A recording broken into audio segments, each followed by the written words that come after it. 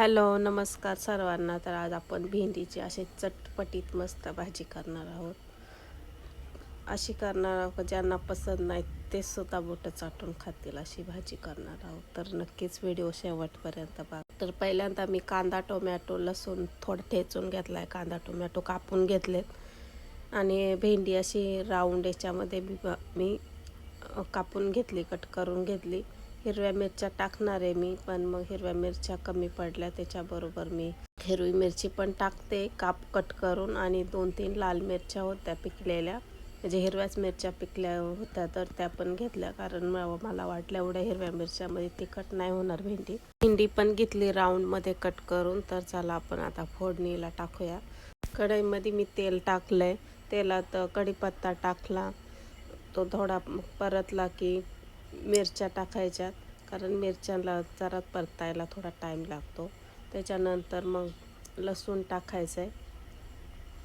लसूण आणि मिरच्या परतून झाल्या का मग कांदा टाकायचा आहे.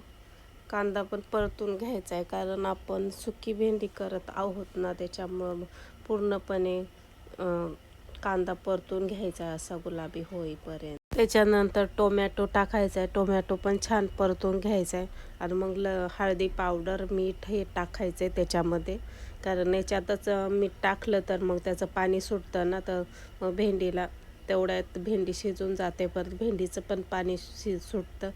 त्याच्यामुळं नंतर मीठ टाकलं तर चिकट होऊ शकते. त्याच्यामुळं अगोदरच मीठ टाकून द्यायचं कांद्यामध्ये, म्हणजे आपण जो मसाला तयार करतो त्याच्यातच मीठ टाकून द्यायचं आणि हलवून झाकण ठेवून द्यायचं. म्हणजे भेंड्या टाकून हलवून झाकण ठेवून द्यायचं. तर मी 3 स्टेप सांगते. पहिल्या स्टेपला 2 ते 2.5 मिनटं ठेवायचे.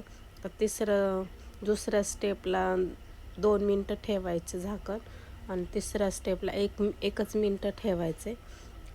3 स्टेपमध्ये पूर्ण कोरडी आणि सुटसुटीत भेंडी शिजून तयार होते.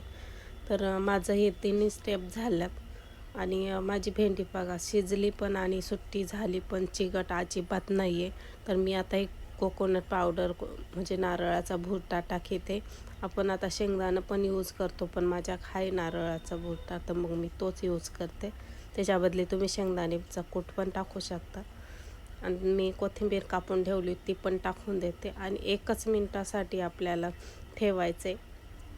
आणि लक्षात असू द्या, भेंडी शिजल्यानंतर ना लगेच खाली लागते, त्याच्यामुळं जास्त टाईम ठेवायचं नाही, नाही तर मग भेंडी खाली लागेल, करपेल लगेच.